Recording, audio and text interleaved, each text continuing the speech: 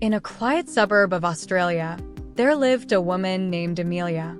Her life was marred by a tragic past, a single moment that forever altered her existence.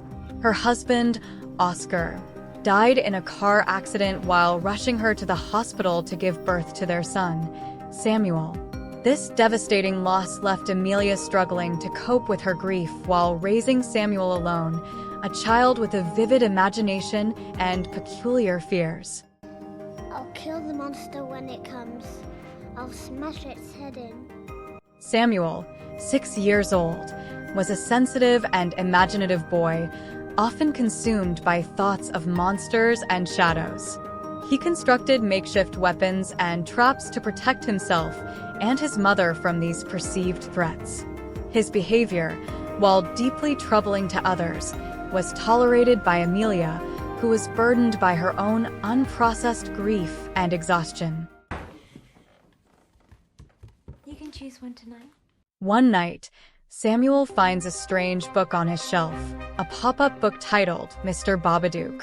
The book, with its stark illustrations and rhyming verse, tells the story of a sinister figure named the Babadook, a tall, shadowy creature with a top hat and cloak, whose presence grows stronger the more one denies its existence.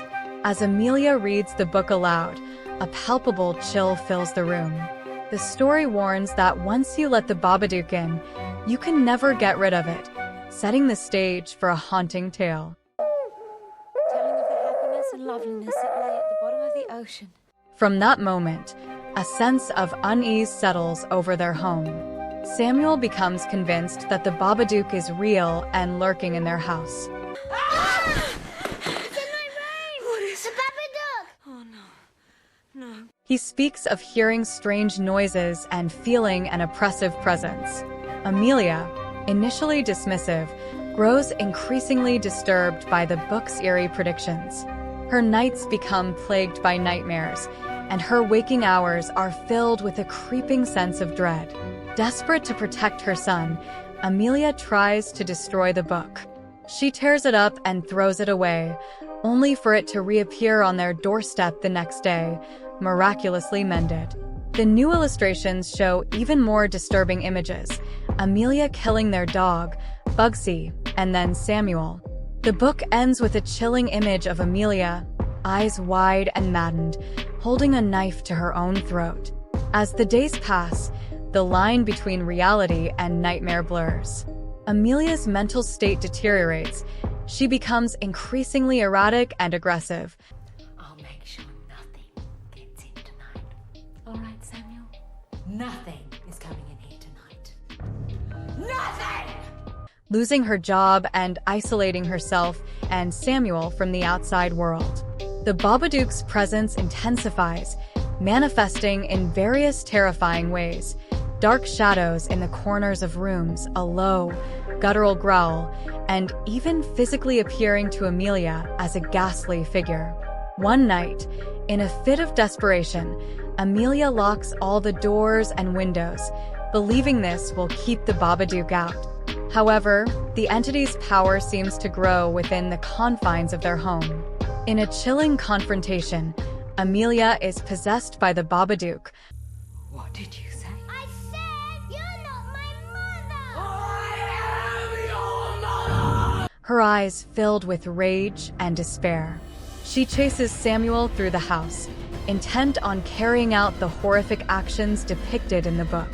Samuel, using the traps he had set up, manages to fend her off momentarily, but the situation becomes increasingly dire.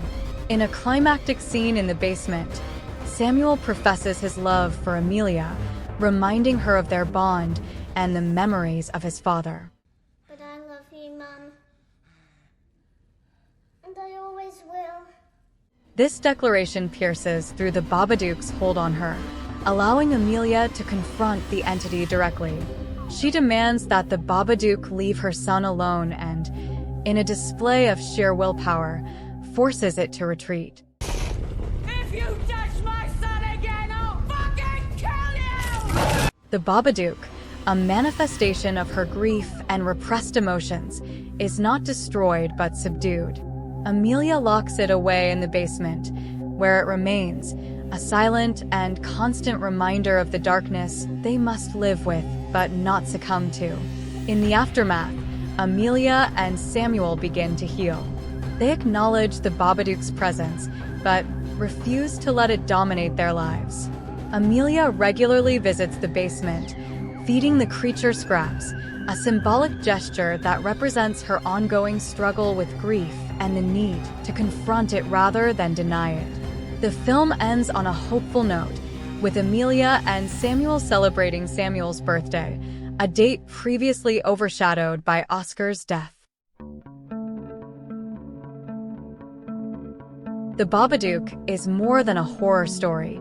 It's a profound exploration of grief, motherhood, and the power of confronting one's deepest fears. The Babadook itself, while terrifying, symbolizes the unspoken emotions and unresolved trauma that can haunt us. The film's haunting atmosphere, combined with its psychological depth, makes it a modern classic in the horror genre, a story that lingers long after the credits roll, much like the shadowy figure at its center.